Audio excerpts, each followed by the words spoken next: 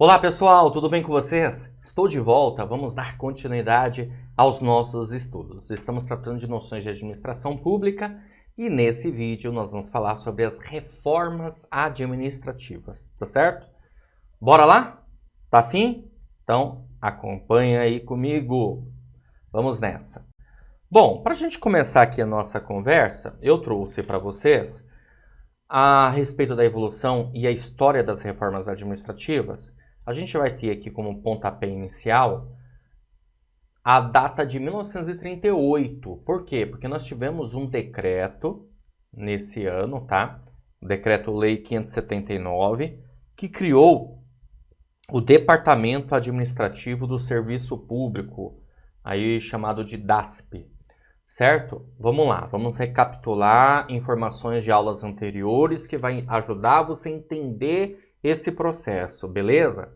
Na década de 30, nós tínhamos aí, até a década de 30, nós tínhamos aí a administração pública patrimonialista. Em 1936, foi então instituída a administração pública burocrática, no chamado aí Estado Novo de Getúlio Vargas, e que visava, na verdade, combater as práticas patrimonialistas de corrupção e nepotismo. E precisava ser formalismo, ou seja, legalidade por lei, regras, procedimentos, tanto que o foco da administração pública burocrática são os processos, e precisava também ser profissionalismo, que é um dos princípios basilares da administração pública burocrática. E aí, para isso, foi necessário o quê? Criar um departamento, chamado Departamento Administrativo de Serviço Público, que cuidaria justamente dessa parte profissional, ou seja, de profissionalizar a administração pública, ok? Bom, pegando aí esse contexto todo, nós vamos ter aí então a ideia deixa eu voltar aqui, a ideia do Departamento Administrativo do Serviço Público, chamado aí de DASP. Então veja, durante o governo de Getúlio Vargas, período do Estado Novo, fazia parte de um esforço de reforma na administração pública brasileira e já estava previsto na Constituição de 37. Além de fornecer elementos para a melhoria da máquina pública, o DASP deveria fornecer assessoria técnica ao presidente da República e elaborar proposta orçamentária.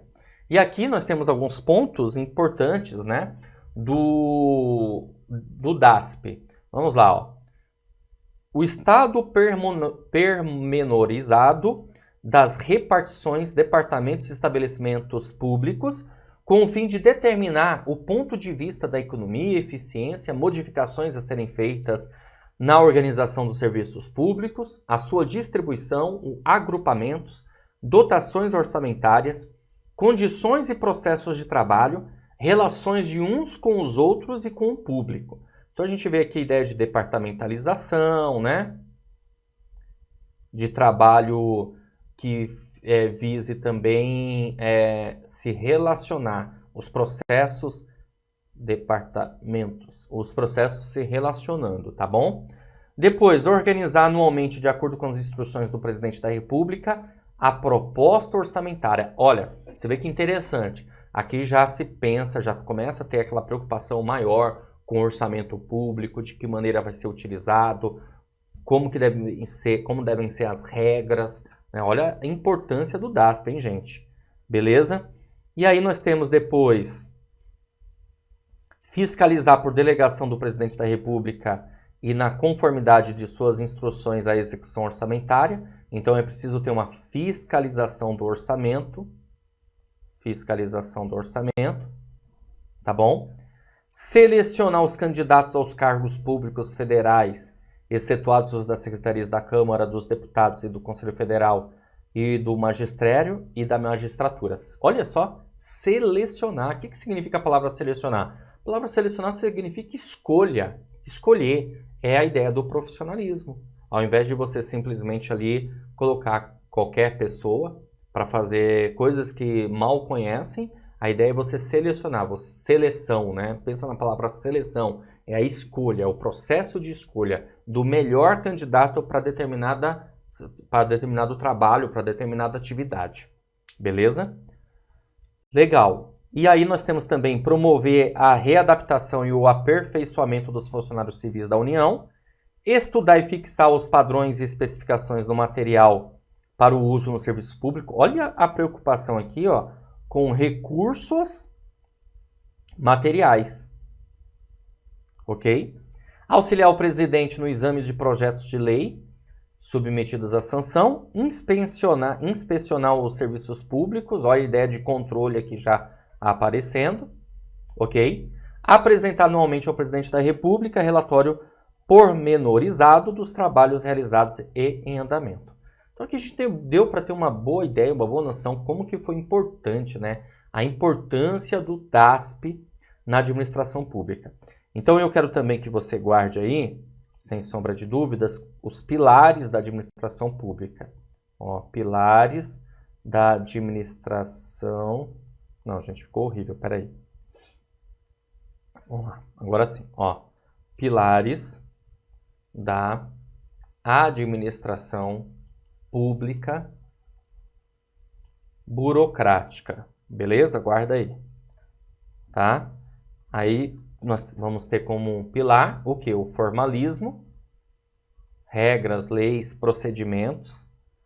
O profissionalismo, você viu aqui comigo, né? Agora, no tópico aqui do DASP. E também a impessoalidade.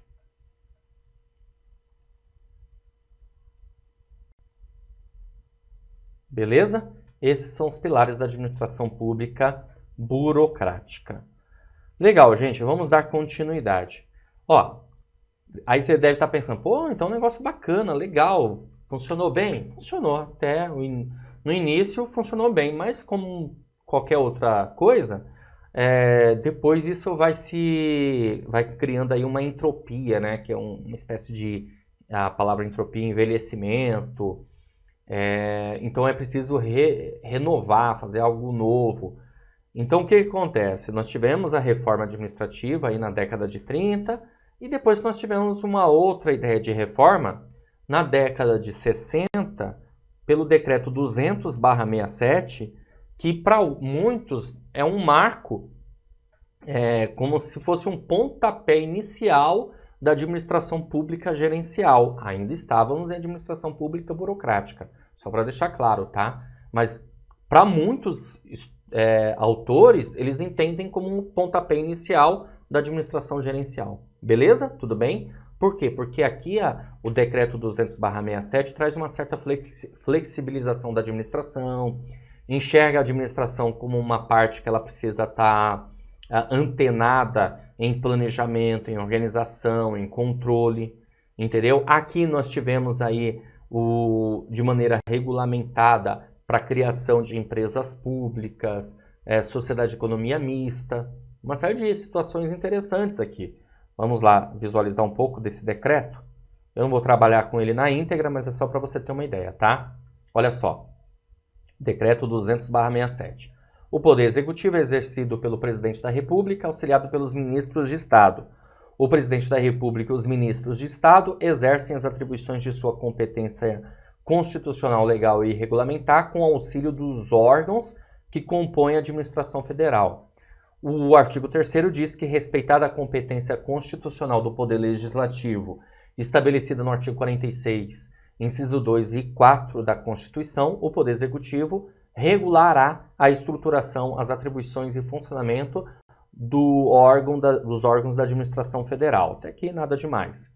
Aqui começa a ficar mais interessante para a gente, ó. A administração federal compreende a administração direta, que se constitui dos serviços integrados na estrutura administrativa da Presidência da República e dos ministérios. Aqui a administração direta está se referindo ao quê? Aos órgãos da administração pública, beleza? E também a administração indireta, que compreende as seguintes categorias de entidades dotadas de personalidade jurídica própria: autarquias, empresas públicas, sociedade de economia mista e fundações, tá? Isso aqui você estuda bastante no direito administrativo, né? Lá no direito administrativo o professor fala sobre administração pública direta, o DEMO, Administração Pública Direta é o DEMO, Distrito Federal, Estados, Municípios e União. Administração Pública Indireta é a outra face do DEMO. Fundações, autarquias, sociedade de economia mista e empresas públicas. Então você vê aqui que ele fala que compreende essas categorias, então isso faz com que, a partir desse momento, a administração pública começa a criar muitas sociedades de economia mista, empresas estatais, né, empresas públicas, apesar que já tinha, tá? Mas aí a criação, ela avança cada vez mais, ok? Vamos lá. Caminhando. Beleza, as entidades compreendidas na administração indireta vinculam-se ao Ministério em cuja área de competência estiver enquadrada. Continuando, e aqui uma coisa muito importante também, que é o artigo 6º, que trata do quê?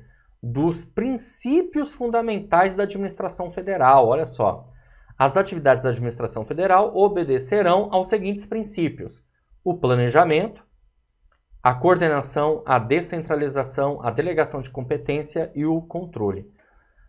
O planejamento, pessoal, ele visa definir quais são os objetivos, as metas, as estratégias, tá? Isso é muito interessante.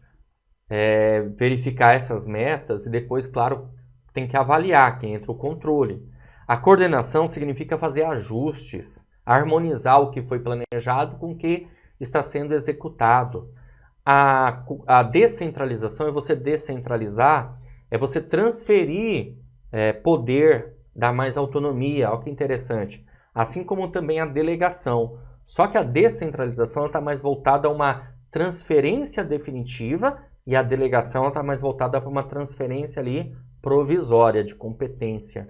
Por exemplo, eu sou professor, sou coordenador do curso, mas eu delego, eu transfiro essa minha competência, esse meu poder para outra pessoa, dou autoridade para outra pessoa durante um determinado tempo, período. Então são princípios fundamentais, certo? Ah, mas por que eu tenho que saber disso? Porque se ali está falando de administração federal, meu concurso é estadual, meu concurso é municipal. Gente, não importa, porque o que é importante aqui é a gente entender esses princípios que passaram a estar dentro da administração pública a partir da década de 60, por meio desse decreto 200/67, que é entendido como marca inicial até um certo ponto da administração gerencial, tá bom?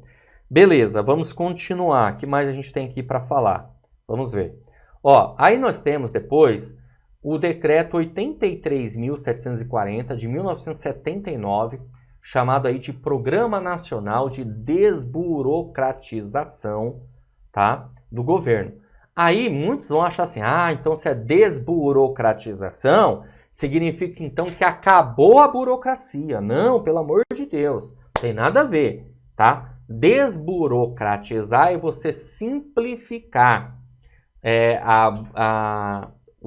os processos, dinamizar os processos e não eliminar a burocracia. A burocracia é uma coisa boa. Você percebeu aqui no decorrer das nossas aulas. Apesar que burocracia a gente escuta de outra forma hoje, né, como excesso, papelada, demora, lentidão e blá blá blá, mas a burocracia ela é a organização do trabalho, é voltada à profissionalização, ao formalismo, à impessoalidade, como pilares, lembra que eu comentei? Então aqui o programa de desburocratização visava o quê? Simplificar, dinamizar a administração pública. Então esse decreto aqui, eu vou falar para você, ele é bem interessante, né? Por quê? Porque lá na Inglaterra, nos Estados Unidos, já estava se mexendo ali para ter o quê? A administração gerencial. Talvez a gente ainda não estava preparado para a administração gerencial, mas o decreto de 79, com esse programa de desburocratização, visava dar uma certa flexibilidade. Tá dando para entender? Beleza? Maravilha. Em compensação, apesar de trazer uma certa flexibilidade, esse decreto também visava dar uma segurada na administração pública no sentido de parar de criar um monte de entidades da administração indireta. Lembra que agora há pouco eu falei sobre o decreto 200/67, que está lá, que a administração indireta são as fundações, autarquias, empresas públicas, sociedade de economia mista? Aí começaram a criar à torta e à direito empresas públicas, blá blá blá. E não necessariamente precisa criar uma empresa pública. Exemplo, imagina que nós precisamos de uma caneta como essa aqui, tá? Precisamos de uma caneta E aí vamos criar uma empresa pública para produzir essa caneta. Cara, não tem necessidade.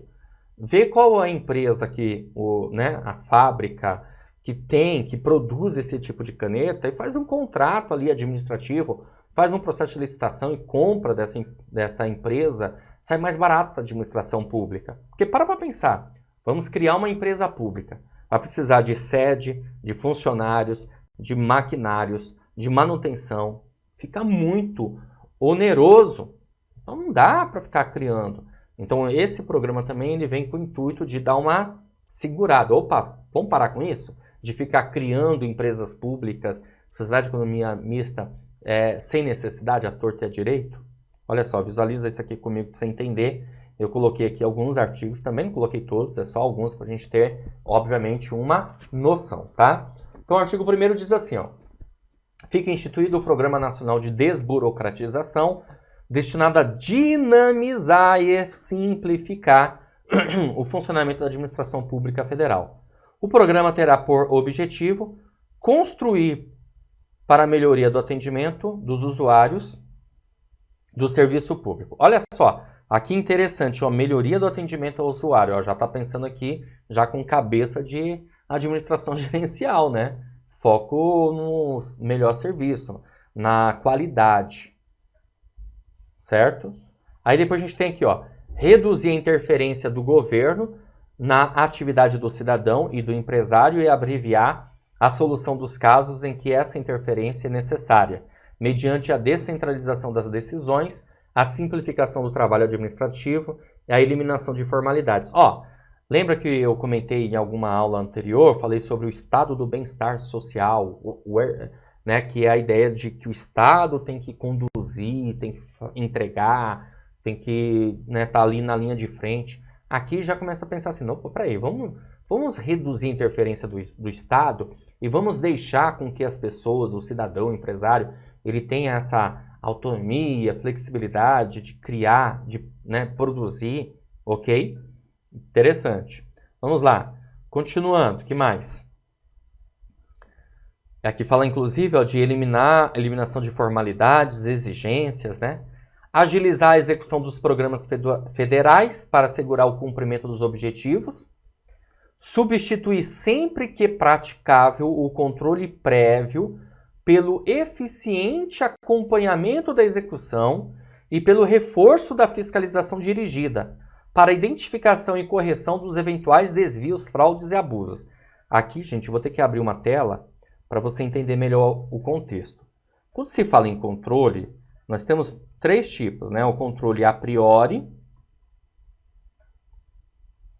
o controle concomitante, tá? E o controle posteriori. Veja bem, o controle a priori é um controle que é um controle prévio, é um controle focado antes da execução, está focado nos processos, tá? Já o controle a posteriori, como o próprio nome diz, é depois da execução. Ó, depois da execução. É um controle que está mais focado no quê? Na avaliação dos resultados. Beleza? E olha que interessante, o controle concomitante tem a ver com o quê? Com acompanhamento. Repare que no programa aí de desburocratização, ele menciona justamente isso, a ideia do acompanhamento. Sempre que possível, trocar o controle prévio, que é focado aí no processo da burocracia, para um controle concomitante. Ó o pensamento de evolução para chegar até a administração pública, até a administração gerencial. Porque a administração gerencial é posteriori, é focada nos resultados, certo? Mais importantes são os resultados do que os processos em si. Entende isso? Beleza? Então, legal. Continuando. Bora lá, vamos... Deixa eu voltar aqui. Opa, peraí. Peraí, gente. Calma aí. Vamos lá. Tela normal. Isso. Legal, continuando. Intensificar a execução dos trabalhos da reforma administrativa de que trata o Decreto-Lei 200/67. fortalecer o sistema de livre empresa, favorecendo a empresa pequena e média, que constituem a matriz do sistema, e consolidando a grande empresa privada nacional para que ela se capacite. Olha que interessante, né? Impedir, ó, que eu acabei de comentar aqui para vocês, ó, impedir o crescimento desnecessário da máquina administrativa federal mediante o estímulo à execução indireta, utilizando-se sempre que praticável o contrato, olha só, com empresas privadas capacitadas e o convênio com órgãos estaduais e municipais. IH diz que é velar pelo cumprimento da política de contenção da criação indiscriminada de empresas públicas. Olha só que eu falei. Promovendo o equacionamento dos casos em que for possível e recomendável a transferência do controle para o setor privado, respeitada a orientação do governo na matéria. Então você vê como importante foi esse Programa Nacional de Desburocratização de 1979. Ele visa trazer melhoria de atendimento ao serviço público, ele visa dinamizar, simplificar os processos, ele visa impedir o crescimento desnecessário da administração pública sem necessidade, porque muitas coisas a gente pode fazer por meio de contratos, beleza? Então, legal. É um grande passo para a administração gerencial, né? Mas, continuemos, vamos lá. Aí, tivemos um probleminha, retrocesso de 88. Como assim, prof? Me explica, eu vou te explicar. É o seguinte, tínhamos então o Programa Nacional de Desburocratização, show de bola, visava melhoria aí do serviço público e blá blá blá, como você já viu. Então a gente estava indo para um processo de flexibilização. A gente estava indo para um processo de que, ó, daqui a um tempo nós vamos poder contratar, inclusive, pessoas sem talvez necessidade dessa rigidez toda de concurso, blá blá blá. Porém, olha só o que ocorreu. Sabe como que eu ia falar o brasileiro né, que a gente costuma falar isso, mas o ser humano, né? O ser humano normalmente, ele acaba se aproveitando de certas situações para ter vantagem, não é? Por isso que quando a gente dá aula de ética, a gente costuma dizer que o ser humano ele não é espontaneamente ético, e não à toa a gente precisa de regras, processos, leis, ordens, senão saímos aí, acabamos nos desviando. Bom, o que acontece? Só para vocês entenderem, tá bom? Gente, a situação aqui ocorre da seguinte maneira. Na década de 80, começaram a contratar pessoas para trabalhar na administração pública sem a necessidade de passar por um concurso público. Isso até um certo ponto poderia trazer uma certa agilidade para a administração pública interessante.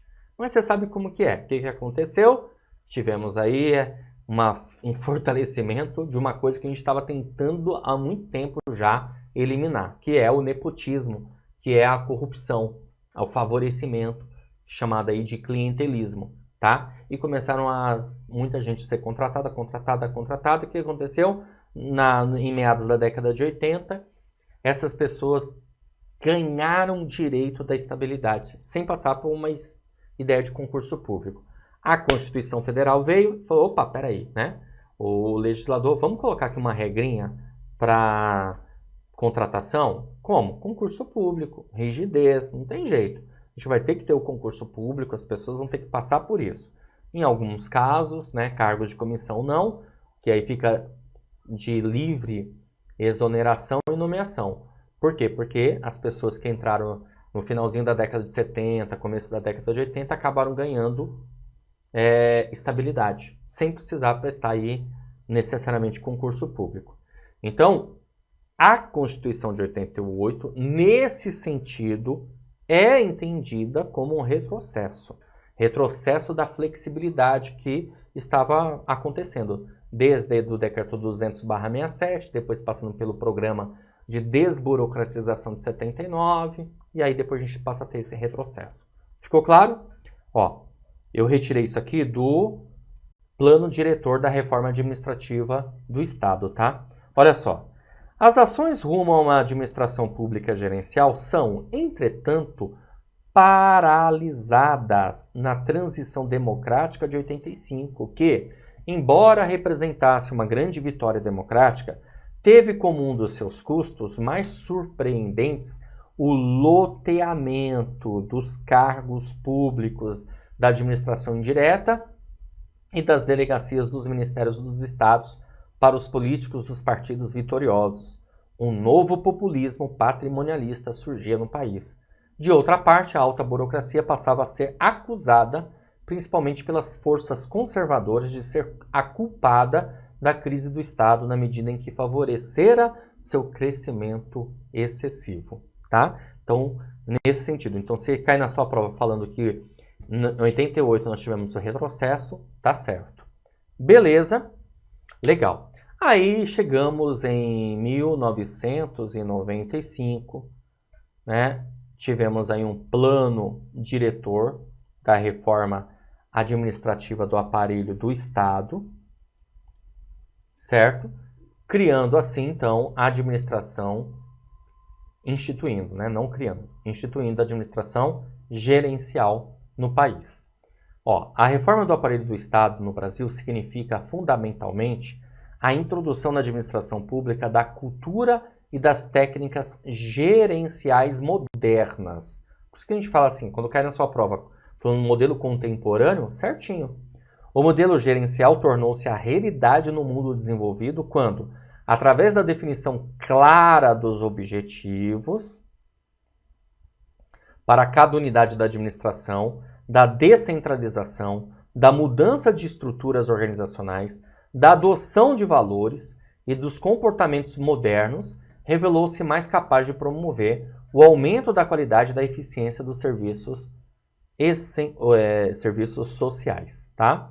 Então veja, aqui a administração gerencial já entende que precisa ter um direcionamento estratégico. O direcionamento estratégico passa por um planejamento. O planejamento passa pela definição do objetivo. E o objetivo ele precisa ser muito bem definido, muito bem claro e concreto. Beleza? Maravilha, vamos continuar, bora lá. As reformas administrativas, então, aqui do plano diretor, que é o também conhecido como plano aí Bresser, né? Que é o seguinte, ó. O que acontece? Nós vamos ter 4 setores.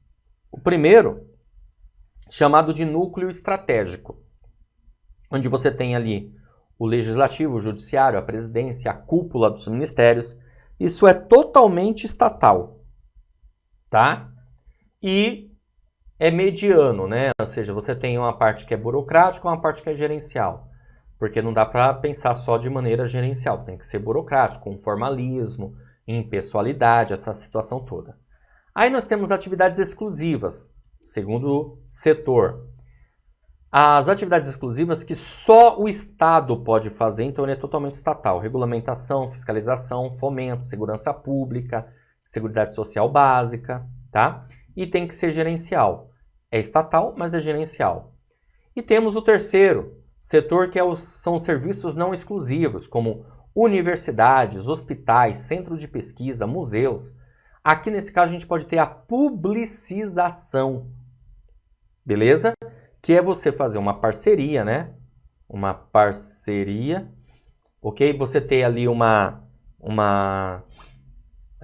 criação de entidades que vão cuidar de uma determinada área, né? Por exemplo, existem universidades aí que são as universidades públicas, os hospitais são autarquias, ok? Beleza? A administração pública indireta, cuidando especificamente de uma situação, de uma área, de uma atividade, ok? Beleza? E temos aqui a totalmente gerencial, precisa ser gerencial. E temos o quarto setor, que é a produção para o mercado, empresas estatais. Aqui a gente tem a privatização. Ó, publicização a gente pode pensar na parceria, terceirização, tá bom? De serviços não exclusivos. Agora, no quarto setor, aqui a gente pode sim ter a privatização. Aí, ou seja, pode ser privado. Como assim? Ó, na época, nós tivemos aí no governo de Fernando Henrique Cardoso muita privatização, né, gente? Foi a época das privatizações. Empresas estatais aí, que entendia-se que não dava tanto lucro assim, que poderiam ser vendidas, né? A área da telefonia, então, foi campeã, vencedora nessa área, aí, por exemplo, de privatização. Então, o quarto setor, que é a produção para o mercado, esse sim poderia ser privatizado. Cuidado para não confundir com os serviços não exclusivos, tá? Os serviços não exclusivos a gente pode ter uma parceria, uma terceirização, uma entidade ali cuidando daquela área para o governo, tá bom?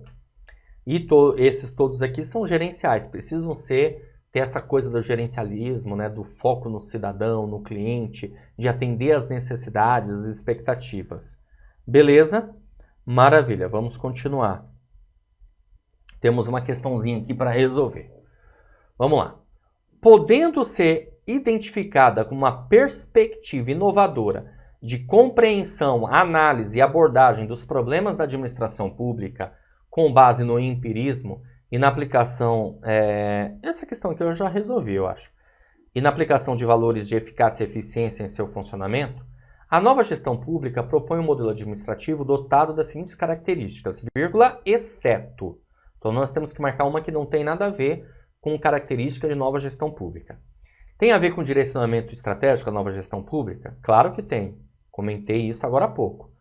Limitação da estabilidade? Sim, lembra que eu falei que a gente até entende a Constituição de 88 como um retrocesso? Maior foco nos procedimentos e menor foco nos produtos e resultados? Errado. Então esse é o nosso gabarito, porque é justamente o contrário. Menor foco nos procedimentos, maior foco nos produtos e resultados. Desempenho crescente e pagamento do desempenho e produtividade? Sim, tem a ver com nova gestão pública. Transparência e cobrança de resultados? Accountability? Também. Então ficamos com a alternativa C nessa questão, ok? Próxima questão. A administração pública no Brasil evolui-se por meio de 3 modelos básicos. A administração pública patrimonialista, burocrática e a gerencial. Assim, pode-se afirmar que a reforma do aparelho do Estado, que adotou o modelo de administração gerencial, foi orientada predominantemente, pelos valores da eficiência e qualidade na prestação de serviços públicos. Vamos lá, a administração gerencial ela é voltada aos valores da eficiência e qualidade? Com certeza absoluta. Então isso aqui está correto. Marque a opção correta. Alternativa A, as afirmativas 1 e 3? Pode ser. B, as afirmativas 2 e 3? Não, já era B. Por quê? Porque não consta o item 1 e o item 1 está correto. C, as afirmativas 1 e 2? Pode ser. Somente a afirmativa 1? Pode ser. Somente a afirmativa 3? Não, já era, meu amigo. Você já elimina isso aqui. 2, pelo desenvolvimento de uma cultura gerencial nas organizações? Com certeza absoluta, isso aqui também está correto. Beleza? Legal? E, então, nós temos 1 e 3, a alternativa A já era. Somente a afirmativa 1 está correta? Já era. Pronto, achamos aqui o nosso gabarito, a alternativa C. Pelo rompimento com todos os princípios da administração pública burocrática? Não, gente. Sabe por que não? Porque o formalismo, a impessoalidade, o profissionalismo, que é a base da administração pública burocrática, continua válido, continua valendo. Beleza? Então, ficamos com a alternativa C nessa questãozinha aqui.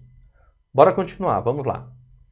A reforma do aparelho do Estado no Brasil, que substituiu o modelo de administração burocrático e adotou o modelo de administração gerencial, foi marcada por uma diferença que é considerada fundamental.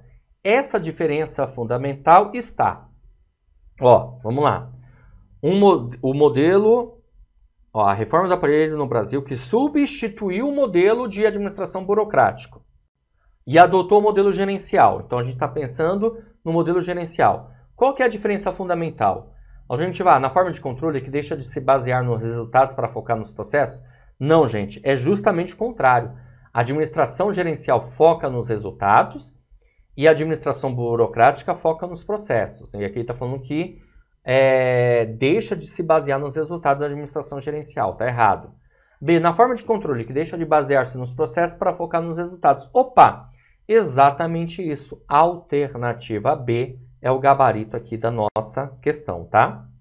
Na rigorosa profissionalização, não, isso não é uma diferença fundamental. Na forma de controle que baseia-se unicamente nos processos, nada a ver. Na forma de controle que deixa de basear-se nos processos, na profissionalização, opa, cuidado, hein? Profissionalização, continuamos. Então, tem uma parte errada aqui. Ficamos com a alternativa B nessa questão. Bom, gente, é isso aí. Vou ficando por aqui. Um grande abraço para vocês. E a gente, claro, se vê numa próxima oportunidade. Bons estudos e até mais. Olá, tudo bem com você? Seja muito bem-vindo aqui ao Vencendo Concursos. Olha só, você acaba de assistir a uma das aulas, ou uma parte das muitas aulas que nós temos aqui no curso preparatório Gabaritando Analista Legislativo. Mas eu tenho certeza absoluta que você quer dar continuidade ao seu estudo, na verdade, se aprofundar ainda mais nas matérias, no conteúdo, nos temas e assuntos relacionados ao seu concurso. Então eu quero fazer um convite para você. Continua assistindo a esse vídeo. Se você assistiu até agora é porque você gostou demais da aula, então continua assistindo para você entender como que funciona o nosso curso preparatório. Eu quero mostrar para você quais são as vantagens do curso, ok? Então, ó, bora lá comigo. As vantagens do curso preparatório aqui do Vencendo Concursos. Em primeiro lugar, você vai ter acesso imediato ao curso. Então, no momento que você adquirir o nosso curso preparatório, você vai acessar a plataforma imediatamente. Você recebe no seu e-mail os dados de acesso. Vai a plataforma, o usuário e a senha que o sistema cria para você. Depois que você entrar, você pode mudar a sua senha, não tem problema algum. Você terá acesso ilimitado, ou seja, você poderá assistir às aulas quantas vezes você quiser, não tem limite, tá bom? Você terá no curso Teoria e Questões Comentadas, aliás, são centenas de questões comentadas aí pelos nossos professores e também material em PDF. O nosso material em PDF são os slides que os professores utilizam na aula, ok? Por quê? Porque o nosso foco são aulas em vídeo aqui. Você também vai entrar no grupo exclusivo do WhatsApp do curso preparatório para que você tenha aí um acompanhamento e também receba as notificações, atualizações do curso, tá certo? Olha só, eu ainda tenho uma surpresa aqui bacana para você, que é o seguinte, 3 bônus, é isso mesmo. Você vai ter direito a 3 bônus aqui no curso preparatório. O primeiro bônus é um caderno de questões por matéria. Então são milhares de questões gabaritadas, material em PDF, que você poderá baixar para resolver essas questões, que é o treinamento, né, o exercício. Esse caderno de questões está sendo formatado, dependendo da data que você estiver assistindo a esse vídeo, ele estará disponível a partir do momento da publicação do edital, tá certo? Você vai receber também simulados, olha que legal, segundo bônus, simulados após a publicação do edital. Então, se você estiver assistindo a esse vídeo depois da publicação do edital, ótimo. Aí nós vamos fazer o cálculo para verificar quantos simulados conseguiremos, né, oferecer para você, 2, 3, e aí, evidentemente, vai ser muito bacana porque esses simulados serão comentados pelos nossos professores. Além disso, você também terá direito, ó, terceiro bônus, correções de redação após a publicação do edital. É isso mesmo. Tem aula de redação no curso e aí, quando abrir o edital, você vai ter o direito de encaminhar o seu tema, e aí a nossa professora vai informar qual o tema que você vai montar a sua redação, e aí ela vai corrigir uma por uma, de maneira individual, olha só, tá certo? No mínimo, estou garantindo para você já 2 correções, tá certo? Pode ser que, dependendo da data da prova, a gente consiga até fazer mais. Ok, beleza? Como que você vai fazer, então, para adquirir o curso online preparatório para analista legislativo? Olha só, abaixo desse vídeo vai ter um link na descrição ou na barra de comentários. Você vai clicar nesse link e vai ser redirecionado à página do curso. Lá você encontrará todas as informações relacionadas ao curso online preparatório Gabaritando Analista Legislativo, tá certo? Mas se você tiver alguma dúvida, você vai fazer o seguinte, entre em contato conosco por um desses números aí, WhatsApp, que é a nossa central de atendimento, tá? 11 947 947838693 ou 985934651 ou 974656052. O que você achar mais fácil, manda uma mensagem para nós que repassaremos todas as informações relacionadas ao curso online preparatório, tá bom? Se você não tiver nenhuma dúvida, já clica no link, tem um botãozinho amarelo lá na página, vai clicar nesse botão amarelo, vai preencher seus dados e escolher a forma de pagamento. Sobre valores, lá na página tem, e você vai ver que é um valor super acessível para a aquisição do curso online preparatório analista legislativo, tá certo? Ó, vou ficando por aqui, já clica no link, já faz a sua matrícula, vou ficar te aguardando do outro lado para que possamos juntos caminhar e você ser aprovado nesse concurso público da Câmara de Guarulhos. Valeu! Ó, te espero na plataforma.